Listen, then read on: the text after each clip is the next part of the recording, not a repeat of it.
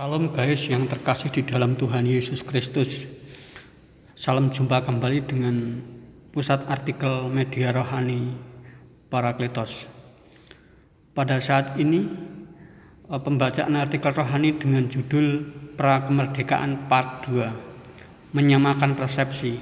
Pada saat Yohanes Pembaptis hadir di tengah-tengah bangsa Israel, di mana Israel sedang berada di dalam masa gelap 400 tahun.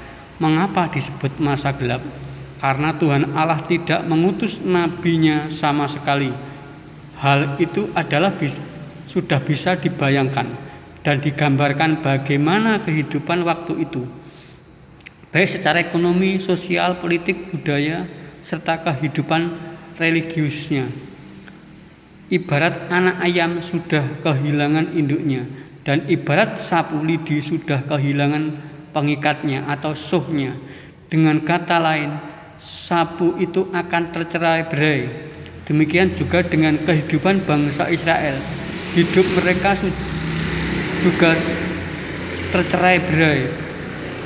Kesenjangan sosial satu dengan yang lain semakin dalam dan lebar. Sedangkan yang kaya semakin kaya dan yang miskin akan semakin miskin. Di tengah-tengah masyarakat muncullah golongan-golongan, yaitu golongan menengah ke atas yang terdiri dari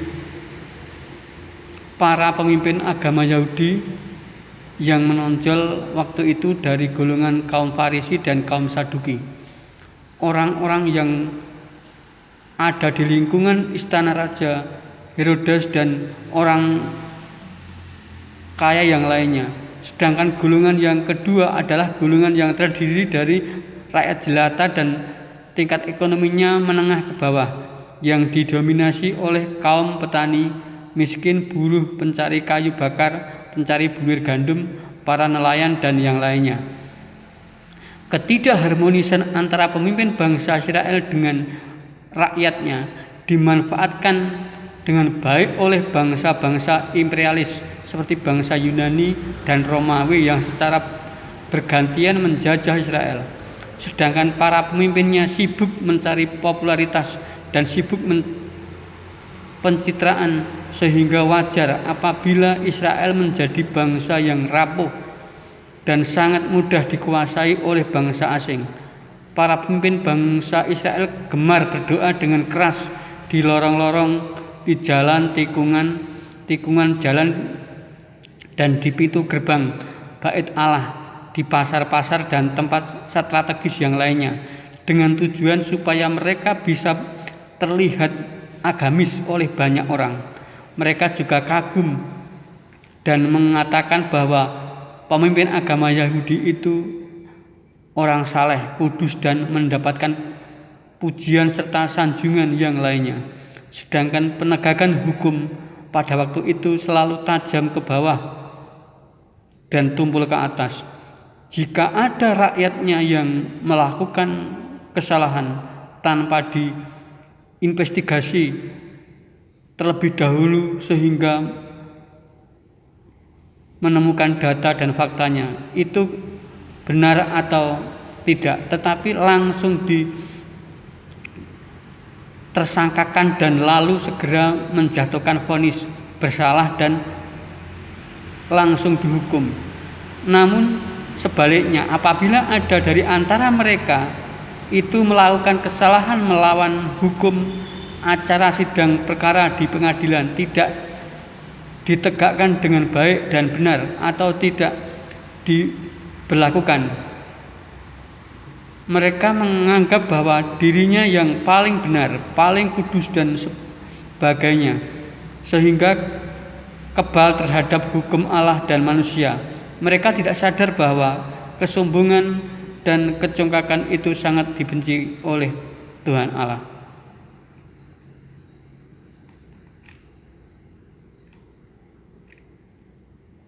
Di tengah-tengah bangsa Israel tidak ada persatuan dan kesatuan antara Allah, pemimpin bangsa, pemimpin agama dengan rakyat atau umat, padahal kemanunggalan mereka itu menjadi kunci sukses. kakek moyang mereka di masa yang lalu sehingga mampu menghalau setiap musuh yang datang dan ingin menjajahnya. Yohanes Pembaptis adalah anak dari Imam Zakaria dan ibunya Elisabet. Mengapa diberi gelar pembaptis? Karena pekerjaannya adalah pembaptis, yaitu membaptis masyarakat Israel untuk mempersiapkan kedatangan Sang Juru Selamat Yesus Kristus.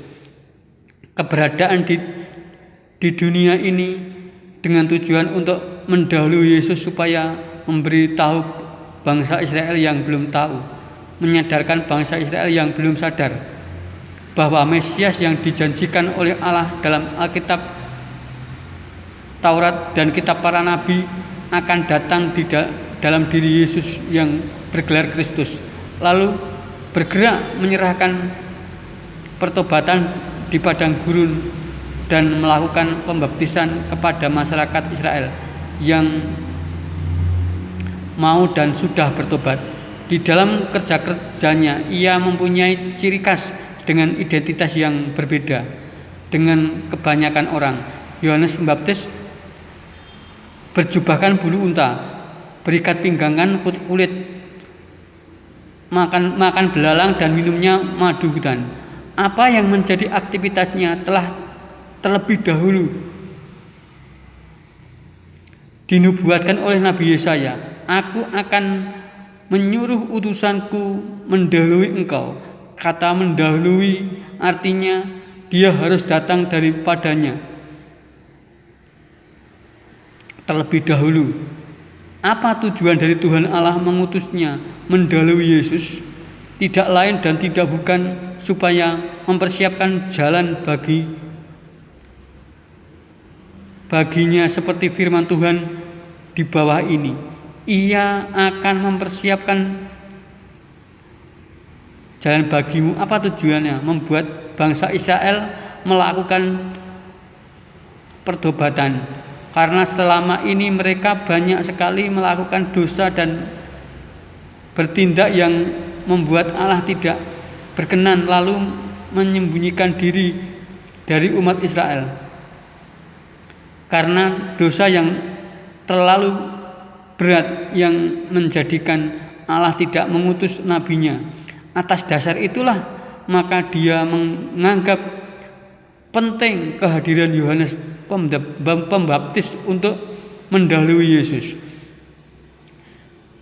Degradasi iman, religiusitas, degradasi moral, degradasi ekonomi, sosial, budaya, politik, serta hukum adalah indikasi kuat mengapa mengutusnya mendahului Sang Mesias.